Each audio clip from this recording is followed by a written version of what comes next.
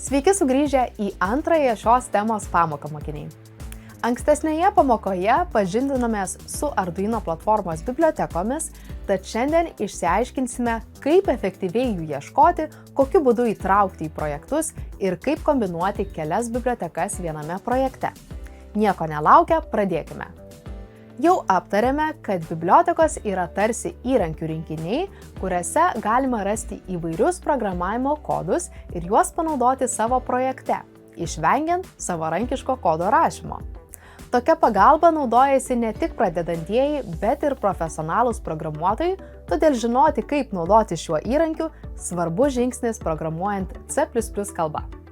Taigi atsidarę Arduino platformą, nesvarbu, ar tai internete veikianti versija, ar parsisiunčiama Arduino IDE versija, čia rasite tokį patį aišku ir įvairiomis funkcijomis neapkrautą darbalaukį. Select Board laukelyje viršuje galima pasirinkti Arduino plokštę, kuri bus reikalinga jūsų projekto vykdymui.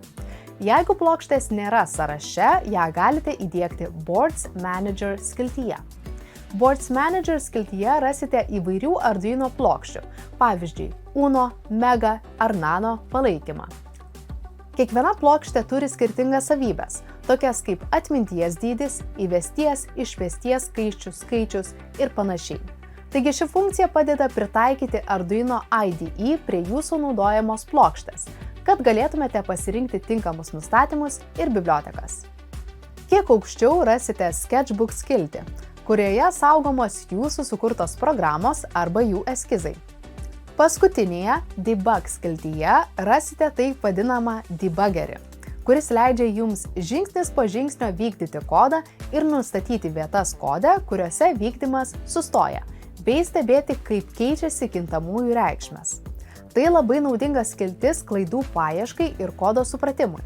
Klasikinėje Arduino IDE neturėjo šios skilties, tačiau dėl savo naudos jį pradeda atsirasti naujesnėse versijose.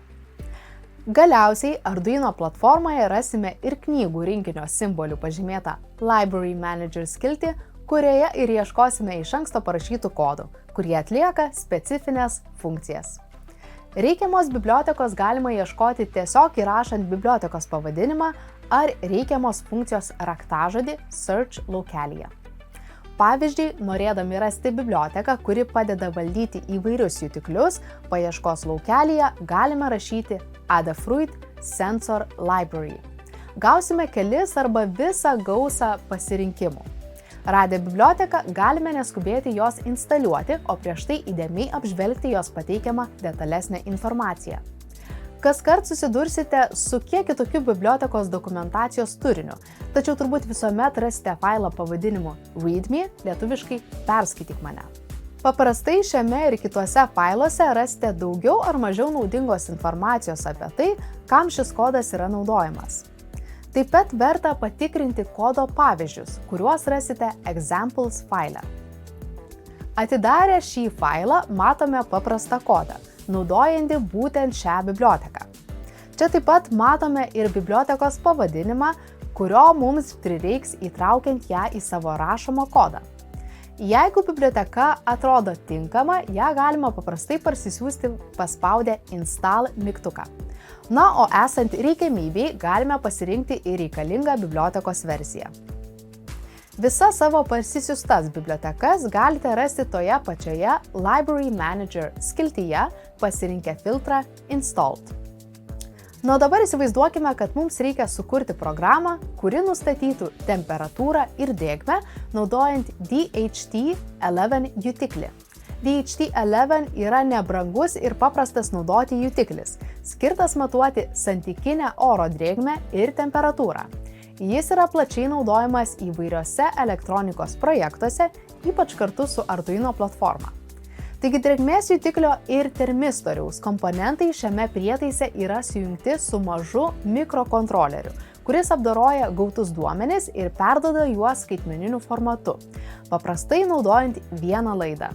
DHT11 yra dažnai naudojamas vidaus klimato stebėjimui, šiltnamiuose ir įvairiuose moksliniuose eksperimentuose, kur reikalinga matuoti aplinkos sąlygas. Šiam jutikliui turėsime surasti ir parsisiųsti biblioteką, kurioje yra funkcijos reikalingos darbui su DHT11 jutikliu. Arduino platformoje Library Manager skiltyje galime rašyti DHT arba kiek konkrečiau Adafruit DHT, kadangi jau žinome, kad Adafruit biblioteka apima visas reikalingas funkcijas, kad nuskaitytume duomenis nuo jutiklio. Radę biblioteką ir peržiūrėję jos dokumentaciją, Examples faile galime matyti, kokiu būdu reikės įtraukti šią biblioteką į savo programą. Taip galime viršuje pasirinkti plokštę, kuri bus reikalinga šios programos įgyvendinimui. Čia puikiai tiks Arduino Uno, Nano ar Mega plokštės, nes visos turi pakankamai įėjimų ir išėjimų, kad galėtume prijungti DHT11 jutiklį.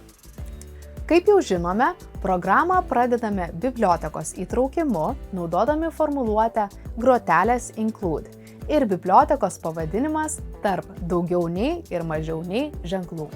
Šiuo atveju rašome dht.h, kitose eilutėse svarbu apibrėžti pinus, tad rašome grotažymės define dht pin 2 ir grotažymės define dht type dht11. Pirmąją eilutę nustatėme skaitmeninį piną, prie kurio bus prijungtas DHT11 jutiklis, o antruoju konkretų jutiklį, kurį naudosime.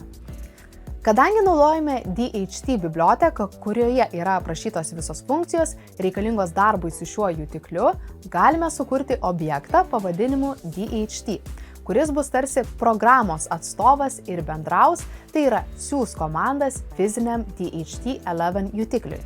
Taigi bibliotekos dėka mums nereikia rašyti ilgo ir sudėtingo kodo. Dabar galime inicializuoti serijinį ryšį ir DHT jutiklį. Serial funkcija leis bendrauti su kompiuteriu per USB kabelį, o Begin įjungs serijinį ryšį ir nustatys jo greitį. Funkcija DHT_begin paruoš DHT11 jutiklį darbui. Programoje mums bus reikalingi ir matavimo ciklai. Pavyzdžiui, delay sustabdys programos vykdymą 2 sekundėms. Kadangi DHT11 jutiklis nėra labai greitas, jam bus reikalingas toks intervalas, kad spėtų tiksliai nuskaityti duomenis. Kintamasis H saugos drėgmės reikšmę, o read humidity nuskaitys drėgmės reikšmę nuo jutiklio. Taip pat ir su temperatūra, kurios reikšmę saugos kintamasis T. Toliau matome sąlyginį sakinį if ir funkciją isNone, kuri tikrins, ar gauti duomenys yra skaičius. Galiausiai serial print funkcijos išves tekstinius duomenis apie drėgmę ir temperatūrą į serijinį monitorių. Taigi toks tas darbas su bibliotekomis ir jų įtraukimu į rašomą programą. Be abejonių panašiai kaip ir fizinėje bibliotekoje, taip ir Arduino bibliotekoje gali prireikti kantrybės ieškant patikimos ir tinkamos bibliotekos, tačiau ilgainiui praktika ir žinios padės greičiau gaudytis bibliotekų labirintuose ir surasti jūsų programai naudingų knygų lentyną. Linkiu Jums sėkmės ir kantrybės tyrinėjant platų kodų ir bibliotekų pasaulį. Iki kito susitikimo.